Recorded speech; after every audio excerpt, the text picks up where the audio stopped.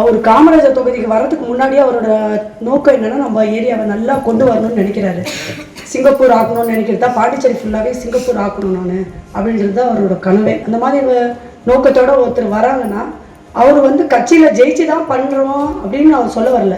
நீங்கள் அவருக்கு வாய்ப்பு கொடுத்து எல்லாத்துலேயுமே நம்பர் 1ல் ஃபுல் இதில் நீங்கள் அவர் ஜெயிச்சு வந்தார்னா ஸோ நம்மளுக்கு நல்லது பண்ணுறதுக்காக தான் இந்த மாதிரி ஒரு ஆள் வாய்ப்பு கொடுத்துருக்குறாங்கன்னு தான் நம்ம நம்பலாம். நம்ம தொகுதிக்கு வந்திருக்கிறார், ரீச் பண்ணிக்கிற இவ்வளோ தொகுதி இருக்குது. பட் காமராஜர் தொகுதியில் சார் நிற்கிறதுங்கிறது இட்ஸ் ரியலி நம்ம கடவுளுக்கு தான் நன்றி சொல்லணும்.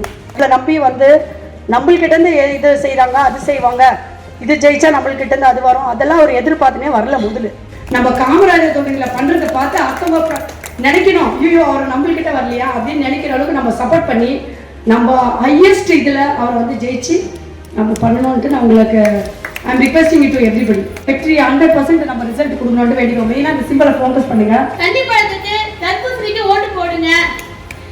மாற்றம் ஒன்றே மாறாது. மாற்றத்திற்காக, முன்னேற்றத்திற்காக, நம்ம முன்னேற்றத்திற்காக ஓட்டுவீங்க, வாக்களிங்க. சோஸ் அரசாங்கத்துக்கு ஓட்டு போடுங்க.